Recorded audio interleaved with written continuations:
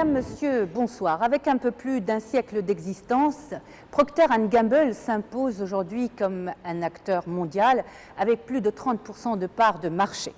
Mais la bonne santé de l'entreprise et sa force financière n'a pas mis la multinationale à l'abri des soubresauts d'une crise économique mondiale.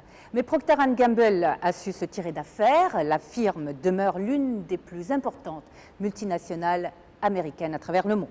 Avec nous, le président, M. John Piper. Monsieur Piper, bonsoir et merci de répondre à cette interview. Procter a connu une crise sérieuse, notamment il y a 1 an et demi, lorsque les actions ont chuté à la bourse de plus de moitié. Alors, la situation était tellement préoccupante qu'on a fait appel à vous, M. Procter, parti en retraite déjà depuis 2 ans, pour redresser la situation. Est-ce qu'on peut dire aujourd'hui que le plus dur est derrière vous?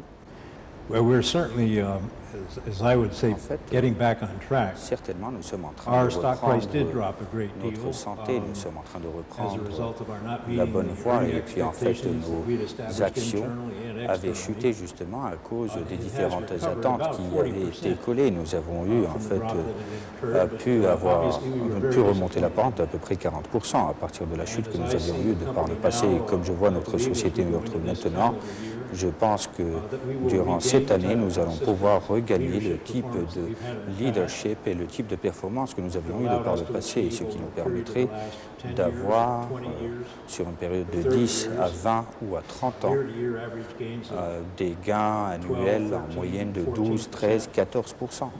Comment expliquer le fait que la croissance reste très faible pour Procter & Gamble, que le profit n'est pas réalisé, alors que le chiffre d'affaires, lui, est en croissance et qu'il est important. Il fait aujourd'hui 40 milliards de dollars, c'est inestimable.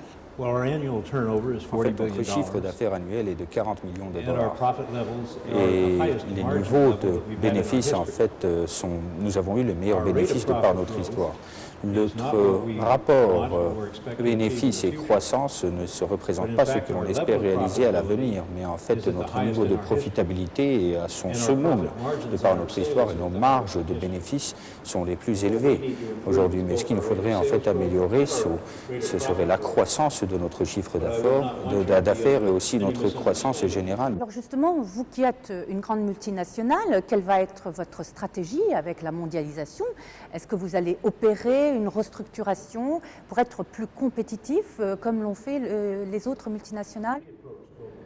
Et je dirais qu'en même temps, nous avons des capacités mondiales incroyables, mais il faudrait justement que celles-ci soient modelées par rapport aux besoins ressentis dans chaque pays, tel que le Maroc. Et il faudrait présenter ces produits dans ces pays tout en gardant à l'esprit justement qu'il y a une attitude au sein même de ces marchés qui soit plus proche de celle des consommateurs nationaux plutôt que d'aller concevoir des produits à Bruxelles ou dans un autre marché.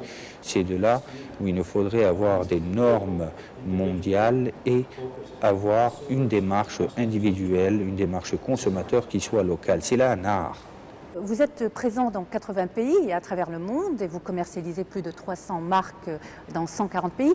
Comment se fait le choix de ces pays pour vous implanter ou implanter des unités de production? Il y a en fait différents facteurs qu'il nous faudrait prendre en considération lorsque l'on va choisir un pays. Le premier est justement relatif au volume des investissements que l'on devrait engager. Par exemple, ici au Maroc, nous nous mettons à la recherche de pays où nous croyons, où que le gouvernement contribue à une stabilité et en fait appuie la communauté d'affaires. C'est ce que nous avions constaté ici au Maroc. Nous nous mettons aussi à la recherche de pays qui ont une population raisonnable et assez consistante qui nous permettrait de développer notre marché. Aussi, nous nous mettons à la recherche de pays qui disposent de la capacité justement de servir de hub ou de plateforme d'exportation pour d'autres pays avoisinants. Parce que dans notre activité, là où nous avons des sites de production principaux, on ne pourrait pas en fait construire de grandes usines dans chaque pays. Alors on se met à la recherche d'un pays où l'on peut obtenir l'assistance du gouvernement et aussi pour d'autres raisons, localiser différents sites de production pour pouvoir atteindre et pénétrer d'autres pays. Par exemple, ici, nous avons bien sûr l'aspiration de pouvoir commencer à vendre nos produits, à les écouler en Tunisie, en Algérie. Le Maroc offre-t-il suffisamment d'attrait? Est-ce qu'il peut être un pays intéressant pour les investisseurs étrangers? En fait, en ce qui concerne Procter & Gamble, ma réponse est oui. Nous avons consenti et engagé de très grands investissements ici. Nous venons juste de faire l'un des plus grands investissements que nous ayons jamais fait.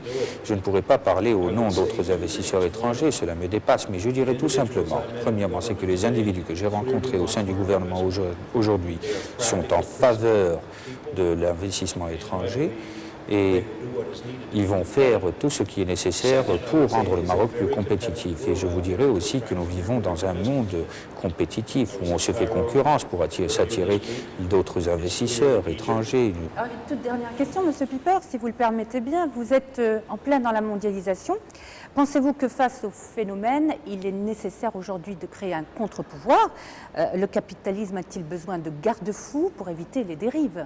D'ailleurs, en parallèle à la réunion de Davos, va se tenir le forum du social au Brésil pour justement essayer de lutter pour une mondialisation à visage humain. Je pense que la mondialisation est un terme plutôt décousu. Je ne pense pas qu'il y ait le moindre doute que l'une des choses les plus importantes de la vie, c'est d'améliorer les conditions de vie des habitants de cette terre pour qu'ils puissent disposer d'aliments, de soins pour leurs enfants aussi au besoin. Il n'y a aucun doute que d'être en mesure, en fait, d'investir dans l'enseignement et dans de nouvelles technologies, nous pourrions réussir en ce sens.